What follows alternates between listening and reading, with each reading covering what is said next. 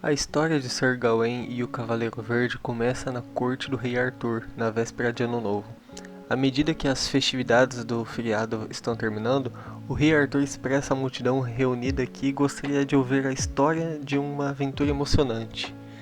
Nesse momento, o Cavaleiro Verde aparece, uma figura gigantesca e resplandecente, vestida inteiramente de verde e montada em um cavalo verde. O Cavaleiro Verde não usa armadura, mas carrega um machado e um ramo de azevinho. Ele anuncia que veio para um jogo de Natal. Quem acertá-lo com o machado deverá concordar em receber o golpe de volta exatamente dentro de 1 ano e 1 dia. Nenhum dos cavaleiros reunidos se levanta para aceitar o desafio, exceto Gawain, sobrinho do rei Arthur. O Cavaleiro Verde se abaixa e apresenta seu pescoço para Gawain. Ele então decapita o cavaleiro, mas isso não o mata. Em vez disso, seu corpo se levanta, agarra a cabeça decepada e lembra Gawain da hora marcada, quando os dois se encontrarão na Capela Verde para completar o jogo. 1 ano se passa e Gawain sai em busca da Capela Verde. Na véspera de Natal, ele encontra um grande castelo. O senhor e a senhora do castelo recebem graciosamente. O leitor também fica sabendo da presença de uma velha, que, embora sem nome, é reverenciada pelos habitantes do castelo. O cavaleiro explica sua missão ao senhor e sua esposa, dizendo que ele só tem mais alguns dias para completá-la e deve seguir seu caminho. O senhor garante a Gawain que a Capela Verde fica a menos de 1 dia de viagem e sugere que ele descanse no castelo até chegar a hora. Gawain aceita com gratidão. No dia seguinte, o senhor propõe um acordo. Para cada dia de estadia de Gawain, ele sairá para caçar e dará ao cavaleiro tudo que ele pegar. Em troca, Gawain deve dar ao senhor tudo que ele receber naquele dia enquanto estiver no castelo. Ambos concordam com a oferta. No primeiro dia, enquanto o senhor está fora, a senhora do cavaleiro tenta seduzir Gawain, mas Gawain, sendo o modelo da virtude cavalheiresca, recusa esse avanço, aceitando apenas um único beijo. Quando o senhor retorna da caça e oferece um cervo a Gawain, Gawain lhe dá um beijo sem revelar sua origem. No dia seguinte, o cavaleiro da corte do rei Arthur recebe outra visita da senhora do castelo, e novamente frustra educadamente suas tentativas de sedução. Na volta do rei, um javali é trocado por 2 beijos. No terceiro dia, a senhora tenta mais uma vez seduzir Gawain, dessa vez com mais força do que antes. Quando ele recusa mais uma vez, ela lhe oferece um anel de ouro, que ele também recusa gentilmente, mas com firmeza. Finalmente, ela implora que ele pelo menos pegue seu cinto verde, que ela afirma estar encantado e protegerá Gawain do perigo. Ele então cede e aceita o cinto, porém a senhora o faz prometer que não contará ao marido sobre o presente. A honra de Gawain o obriga a aceitar essa promessa. Quando o senhor retorna pela terceira vez com uma raposa, Gawain troca 3 beijos e não faz menção ao cinto. Chega o dia para Gawain completar sua missão. Ele amarra o cinto verde na cintura e parte para a Capela Verde. A Capela Verde é onde reside o Cavaleiro Verde, e na verdade é uma caverna. Em alguns ícones, Cristo é retratado como nascendo numa caverna. Como prometido, o Cavaleiro Verde está lá com seu machado. Gawain se abaixa e expõe o pescoço nu, pronto para receber o golpe. Mas no primeiro golpe ele estremece e o Cavaleiro Verde zomba dele por isso. Gawain fica com vergonha e compensa não vacilando no segundo golpe. Mas nesse segundo golpe o Cavaleiro Verde para, dizendo a Gawain que estava testando sua coragem. Cansado da brincadeira, Gawain o incentiva a seguir em frente. O Cavaleiro Verde desfere o golpe final, que apenas acerta Gawain no pescoço. Completamente confuso, Gawain recua e se prepara para o combate corpo a corpo. Mas o Cavaleiro Verde ri e revela ser ninguém menos que o senhor do castelo, disfarçado de magia. Ele explica que todo o jogo de Natal foi um truque elaborado, montado pela velha do castelo, que é meia-irmã do rei Arthur, a feiticeira Morgana.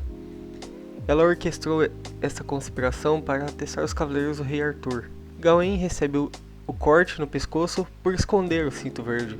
Profundamente arrependido de seu comportamento enganoso, Gawain volta para casa envergonhado. O Cavaleiro Verde tenta até amenizar a culpa de Gawain ao pronunciá-lo o cavaleiro mais virtuoso de todo o país. Ao voltar para casa, os cavaleiros do rei Arthur oferecem a Gawain uma recepção calorosa e o absolvem de toda a culpa. Eles concordam em todos usarem até cintas verdes, em comemoração e homenagem à aventura de Gawain e como lembrete para agir sempre com a sinceridade. A tensão da história se estabelece então em 3 pontos. A primeira, a honra do cavaleiro em não ser adúltero e ainda assim em ser cortês, porque a dama do castelo, a esposa de Bertilac, o deseja ao mesmo tempo em que Gawain notadamente admira e deseja a formosa dama. Depois, o pacto feito com Bertilac, de que, enquanto Gawain permanecer no castelo, tudo que o cavaleiro conseguisse deveria entregar para o senhor do castelo, em troca da hospitalidade, alimentação e repouso em seus domínios. Por fim, a consciência da obrigação em cumprir seu pacto com o Cavaleiro Verde, entregando seu pescoço a um golpe mortal sem poder se defender.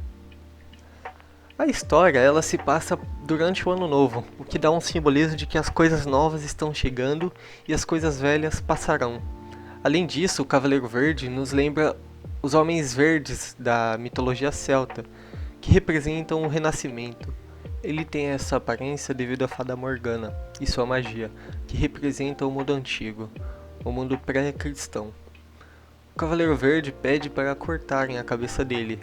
A princípio isso pode parecer lógico. A ordem natural e tradicional seria o cavaleiro duelar com alguém. Mas não é sem sentido, pois cortar a cabeça representa a continuação da ordem natural, o momento em que o velho acaba e o novo surge. O ano novo está chegando e o sol está vindo. Basicamente, Gawain deve cortar a cabeça do ano velho para inaugurar o ano novo. Todavia, isso cai num ciclo. Podemos ver esse ciclo na mitologia grega, onde Urano é castrado por Cronos, que por sua vez é aprisionado por Zeus. O Cavaleiro Verde é o símbolo imponente da fertilidade, fecundidade e força.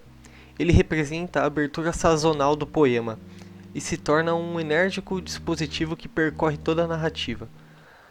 Na corte de Arthur somos apresentados a justaposição de uma celebração do meio do inverno com um gigante que simboliza o rejuvenescimento e a primavera.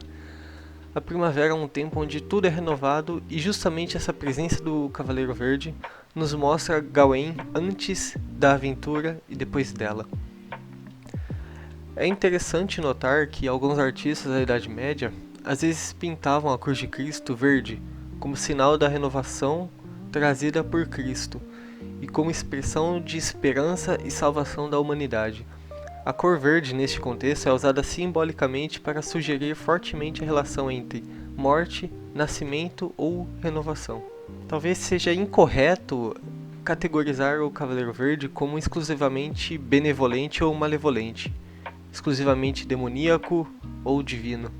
Em vez disso, ele incorpora um jogo dinâmico de atributos como ferocidade e restrição, cortesia e rudeza, domínio e subserviência, e artifício cortês e selvageria natural. Essas antíteses não resolvidas refletem os elementos de uma dupla imagem, onde não se pode experimentar leituras alternativas simultaneamente.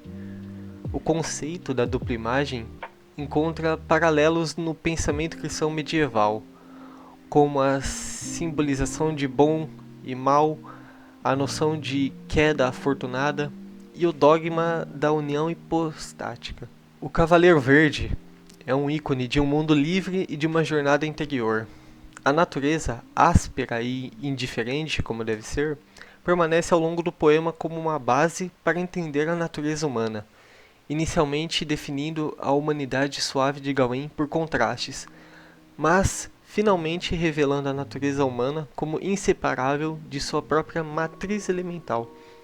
A ação do poema move-se da cultura para a natureza, da corte para a floresta e, inversamente, do externo Gawain para o Gawain interior.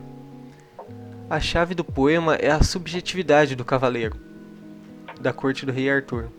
Ao associá-lo a uma série de espaços, cada um retirado de um registro dedicado à experiência exterior ou interior.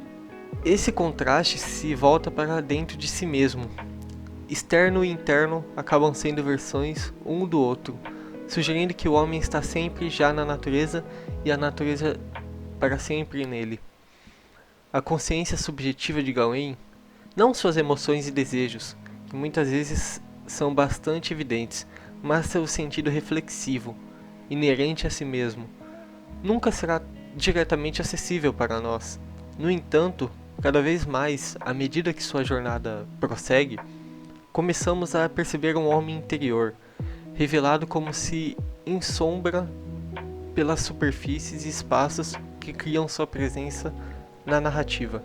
As exigências da conduta com a cortesia, com a lei do dever e da consciência da virtude, se sobrepõem no poema.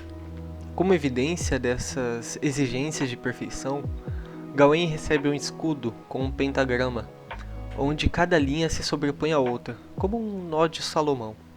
Cada ponta representa virtudes da cavalaria: generosidade, companheirismo, castidade, cortesia e caridade. Também representa as 5 chagas de Cristo e as 5 alegrias de Maria. Sendo assim, representa o rosário. O pentagrama também tem um símbolo de perfeição matemática, simbolizando a razão. O lado do escudo, voltado para Gawain, contém uma imagem da Virgem Maria para garantir que Gawain nunca desanime.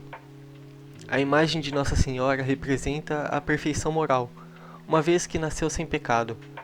A imagem de Maria, ao invés de uma águia ou um leão heráldico, mostra que o centro da graça e cortesia de Gawain está na criação suprema de Deus, a rainha da cortesia, Maria. O autor utiliza um pentagrama por representar a infinitude. Segundo Boécio, 5 vezes 5, que dá 25, começa em 5 e termina no mesmo número, 5. E se você multiplicar isso por 5 novamente, o final será 5 de novo, porque 5 vezes 25 dá 125. E se você multiplicar por 5 novamente, a resposta terminará com o número 5. E isso sempre acontece até a infinidade. O 6 é outro número circular, mas produziria uma estrela desunificada de Davi, composta por 2 triângulos sobrepostos. De um ponto aritmético e geométrico, o pentagrama é uma figura que continua voltando ao ponto de partida. O poeta se inspira na relação da infinitude de Deus e dos números. Nicolau de Cusa estabelece um símbolo entre o triângulo e a trindade. Ele diz o seguinte: os ângulos do triângulo não podem ser numerados 1, 2 e 3, pois todos estão identificados entre si. O Pai está em mim e eu no Pai, como diz o Filho. Além disso, um triângulo verdadeiro deve ter 3 ângulos e cada um é infinito e todos são um infinito. A natureza de um triângulo exige que os ângulos sejam distintos.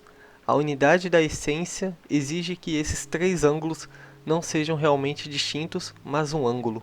O cinto verde que Gawain recebe é um contraste ao escudo. Enquanto o escudo volta ao espiritual, o cinto verde se volta àquilo que é material. A partir daí, Gawain deposita suas confianças no cinto, amando excessivamente sua vida e se esquecendo que seu compromisso é com a morte. Há 3 cenas de caça, das quais há uma relação com Gawain e as cenas de tentação.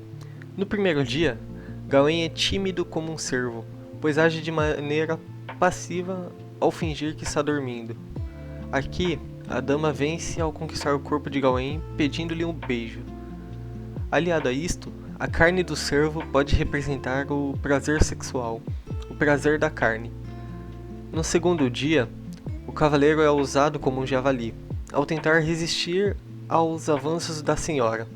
Porém, a dama ganha o coração de Gawain quando mesmo confessa sua servidão a ela. E assim, como o coração de Gawain foi dominado, o javali é morto por uma espada fincada no coração. No terceiro dia, atrevido como uma raposa, que no campo dizia-se para evitar o seu destino mortal, podemos ver Gawain desviando-se de seu caminho de negação para pegar o cinto na esperança de que isso o salve de seu destino antecipado. Os 3 dias passados no castelo com a senhora constituem o verdadeiro teste de integridade de Gawain e honra, pois há um choque entre 2 códigos, o da moral e o da cortesia. A primeira tentação é menos sutil e mais direta. A segunda é mais sutil. A mulher não se oferece abertamente a ele e fica feliz com vitórias parciais.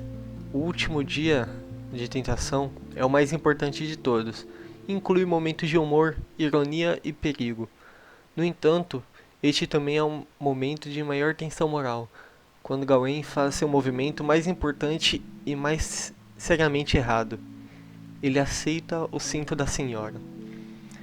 As 3 tentações no castelo de Bertilac brotam da concepção do mundo conforme explicado em 1 João 2,16. Porque tudo o que há no mundo, a concupiscência da carne, a concupiscência dos olhos e o orgulho da vida, não é do Pai, mas é do mundo. A primeira tentação faz referência à concupiscência da carne, a segunda, a concupiscência dos olhos e, por fim, quando Gawain teme sua morte, faz referência ao orgulho da vida. Os beijos que Gawain cede a Bertilac representam o beijo de Judas, ou seja, mostram uma eventual traição. Contudo, no terceiro dia, Gawain mantém seu presente do cinto em segredo. Essa falha pode ser lida como um ato de adultério, ou como Adão tentando ocultar o pecado original a Deus. Além disso, o cinto separa a parte de cima e a parte de baixo do homem. Sendo assim, na história, o objeto que Gawain veste o separa do seu eu de Deus.